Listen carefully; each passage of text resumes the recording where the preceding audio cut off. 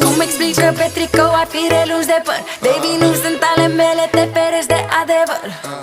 Și aud numai minciuni, prea multe promisiuni. Mare micinos, pare că nu are rost să cred în vorbele tale goale, goale, goale. Și aud numai minciuni, prea multe promisiuni.